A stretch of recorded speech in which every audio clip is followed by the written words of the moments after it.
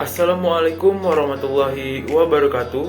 Perkenalkan, nama saya Nurhuda Ananda Pri Juliantoro, nomor induk mahasiswa 2105 111 939. Pada kesempatan kali ini saya akan melaksanakan UAS dengan menjelaskan cara pelaksanaan aba-aba start, menjelaskan cara pelaksanaan lari estafet, menceritakan dan menjelaskan tata cara melakukan lompat jauh, menceritakan dan menjelaskan tata cara lompat jangkit, menceritakan dan menjelaskan tata cara lompat tinggi, menjelaskan cara meningkatkan kemampuan kecepatan untuk atletik sprinter.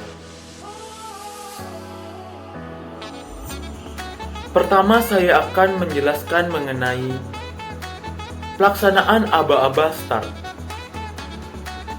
Seorang pelari akan membalikkan kakinya saat dia mendengarkan aba-aba bersedia. Sikap atau posisi tubuh pelari pada aba-aba bersedia adalah: yang pertama, satu lutut diletakkan di tanah dengan jarak sekitar 1 jengkal dari garis start, sementara kaki satunya diletakkan tepat di samping lutut yang menempel di tanah sekitar 1 kepal. Badan membungkuk ke depan, kedua tangan terletak di tanah di belakang garis start.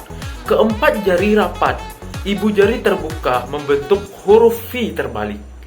Kepala ditundukkan, leher rileks, pandangan ke bawah dan konsentrasi pada aba-aba berikutnya. Ketika mendengar aba-aba siap, hal yang dilakukan seorang sprinter adalah lutut yang menempel di tanah diangkat, panggul diangkat lebih tinggi daripada bahu, dan berat badan dibawa ke depan. Kaki belakang membentuk sudut 120 derajat, sedangkan kaki depan membentuk sudut 90 derajat. Kepala tetap tunduk, leher rileks, pandangan ke bawah, dan konsentrasi pada aba-aba berikutnya. Untuk mendapatkan akselerasi maksimal, berikut adalah rangkaian gerak ketika mendengar aba-aba ya. Menolak ke depan dengan kekuatan penuh atau gerakan meluncur, tapi jangan sampai melompat. Kedua, posisi badan adalah condong ke depan, disertai ayunan lengan. Pada fase awal, lari selepas tanda start berbunyi, lakukan gerakan lari pendek-pendek tapi cepat. Hal ini untuk menjaga keseimbangan tubuh agar tidak tersungkur. Yang kedua, saya akan menjelaskan mengenai lari estafet. Dilakukan berkelompok dengan jumlah 4 orang. Pelari pertama melakukan start jongkok dengan aba-aba bersedia, siap, ya. Kemudian berlari ke pelari kedua untuk memberikan tongkat. Pelari kedua start dalam posisi berdiri, menerima tongkat, dan berlari menuju ke pelari ketiga untuk memberikan tongkat. Pelari ketiga melakukan start berdiri, menerima tongkat, dan berlari ke pelari keempat untuk memberikan tongkat estafet. Dan kemudian pelari keempat start berdiri, menerima tongkat, dan berlari hingga melewati garis finish. Yang ketiga, saya akan menceritakan dan menjelaskan tata cara dalam pelaksanaan lompat jauh. Dalam gerakan lompat jauh, ada 4 gerakan dasar. Yang pertama adalah awalan atau run up. Pelompat jauh memiliki kesempatan untuk membangun momentum kecepatan maksimal dengan berlari. Adapun jarak awalan lompat jauh yaitu 30 hingga 40 meter. Kecepatan maksimal dari lari awalan ini berperan besar kepada capaian jarak lompatan dari seorang pelompat jauh.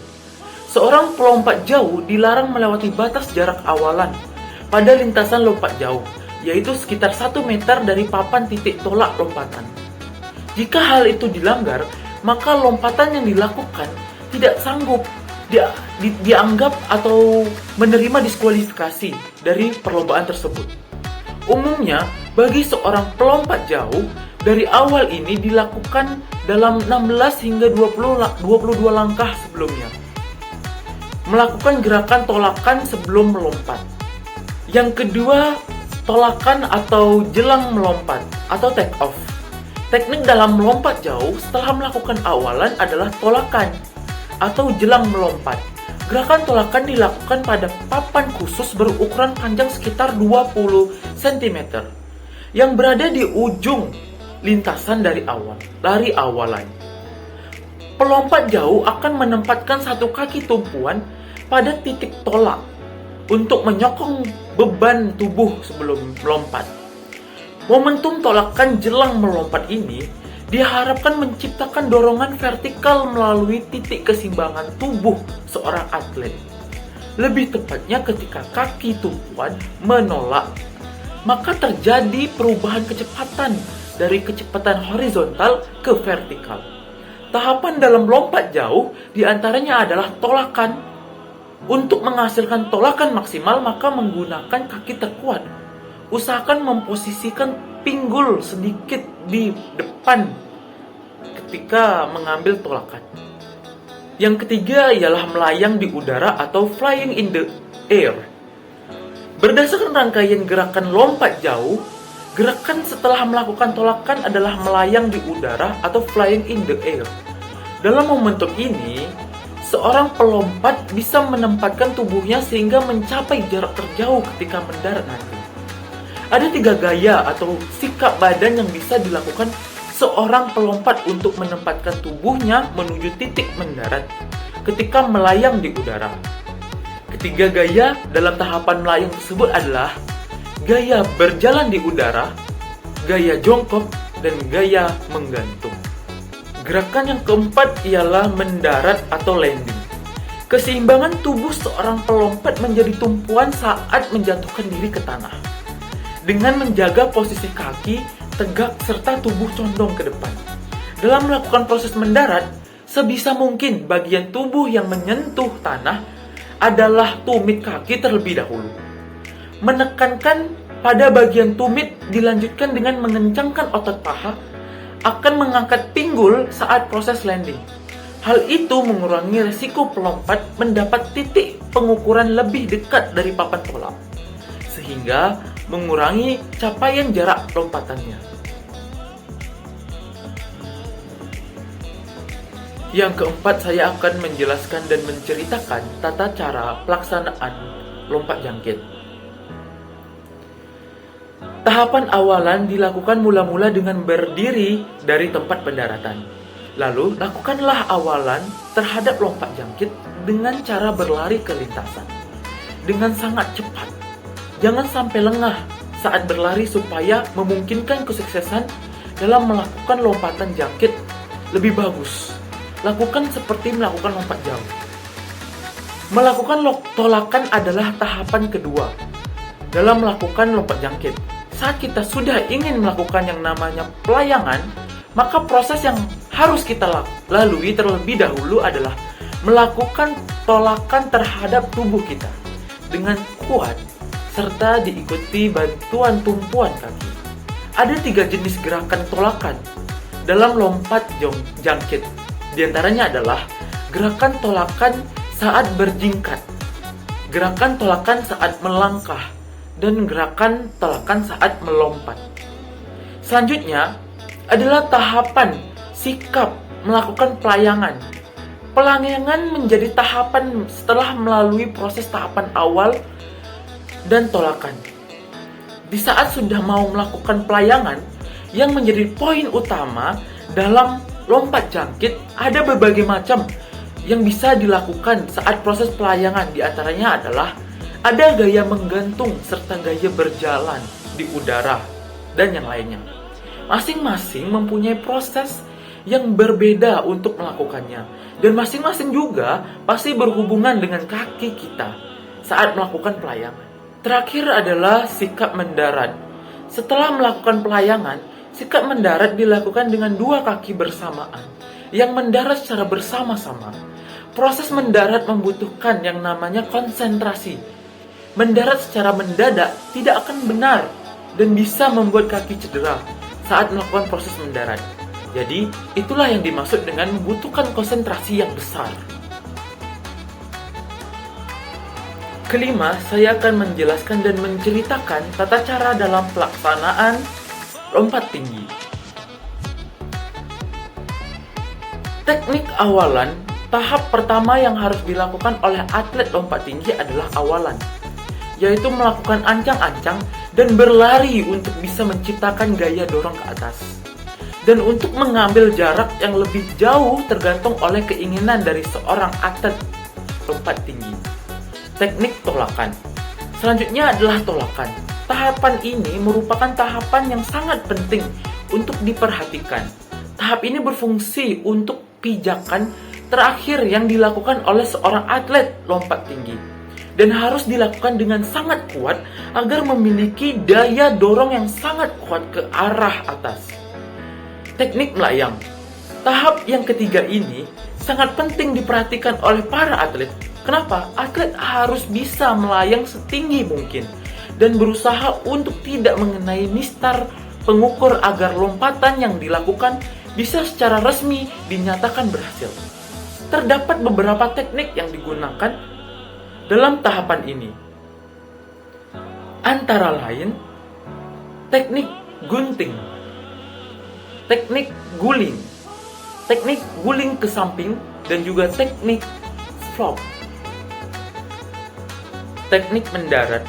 Yang terakhir adalah teknik pendaratan.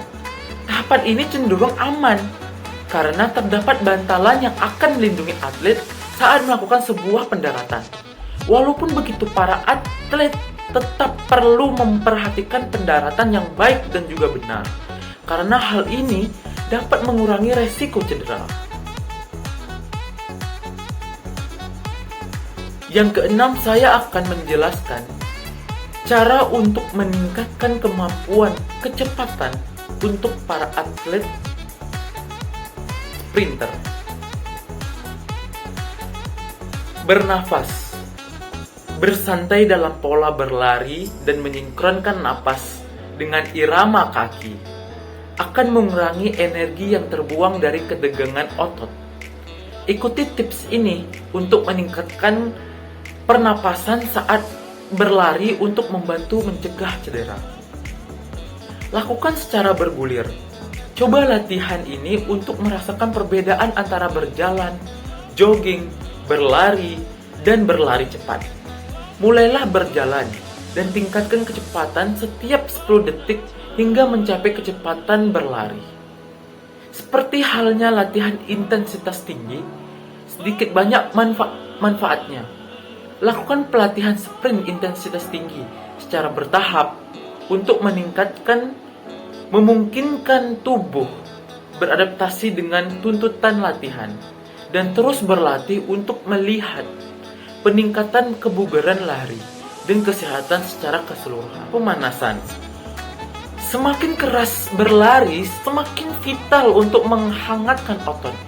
Berjalan dan berolahraga lari cepat selama minimal 5 hingga 10 menit, dan sertakan latihan yang dinamis seperti lutut tinggi, tendangan pantat, dan lompat untuk lebih mempersiapkan tubuh untuk berlari cepat. Cobalah rutin pemanasan 5 menit untuk membuka dan meregangkan pinggul, paha depan, paha belakang, dan punggung. Fokus pada postur dan inti. Jaga agar tubuh tetap tegak, bahu rileks, dan menjauh dari telinga. Dan libatkan core. Lepaskan pose bangga. Angkat dada. Anda juga harus mencoba memasukkan gerakan penguatan inti, pikiran, papan samping dengan jangkauan, kaki turun dengan gunting, dan pendaki gunung ke dalam latihan Anda untuk membantu memberi Anda kekuatan untuk mendorong ke depan. Rasakan putaran.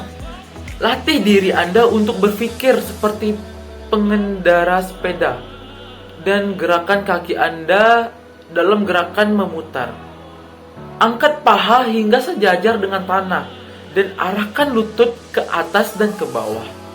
Pikiran gerakan yang dilakukan kaki sebagai lingkaran, seperti lingkaran, dan bukan gerakan oval atau menjulur. Mendarat dengan efisien. mendarat di kaki depan dan fokus mendorong keluar dari jari-jari kaki untuk mendorong diri ke depan dan menjaga kaki Anda tertekuk ke atas menuju tulang kering. Menjalankan lebih lembut dan pendaratan lebih tenang dapat membantu mengurangi cedera. Juga, penelitian menunjukkan kendalikan lengan Anda. Pegang tangan Anda dalam posisi bengkok pada posisi 90 derajat dan gerakan siku lurus ke belakang dengan menciptakan momentum. Posisi ini membantu memastikan bahwa gerakan dan kekuatan bergerak ke arah yang sama. Ayunan lengan lebih besar daripada jogging. Gerakan tangan melalui rentang gerakan yang lebih luas dengan tangan naik setinggi dagu dan mundur ke arah pantat Anda. Tetapi, cobalah untuk menghindari membiarkan lengan melewati garis tengah tubuh. Mekanika alami, setiap orang berbeda, tetapi melakukan hal itu akan menyebabkan rotasi pada batang tubuh Anda, yang menyebabkan berjalan tidak efisien. Persingkat langkah Anda. Langkah panjang adalah pemborosan energi. Anda pada akhirnya menghasilkan lebih banyak energi vertikal dan memproyeksikan lebih banyak gerakan ke atas daripada gerakan maju. Fokus pada kecepatan irama daripada jarak saat Anda berlari. Anda akan berlari lebih cepat dan lebih efisien dengan mengambil langkah pendek dan super cepat. Tendang pantat Anda. Saat Anda mendorong keluar dari kaki depan dan jarak kaki Anda, angkat tumit Anda sepenuhnya ke atas, ke arah pantat, sebelum menarik lutut ke depan.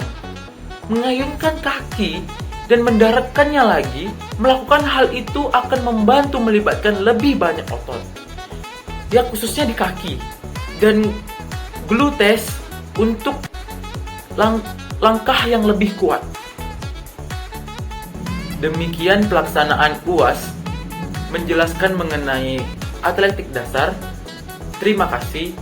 Wassalamualaikum warahmatullahi wabarakatuh. Salam olahraga.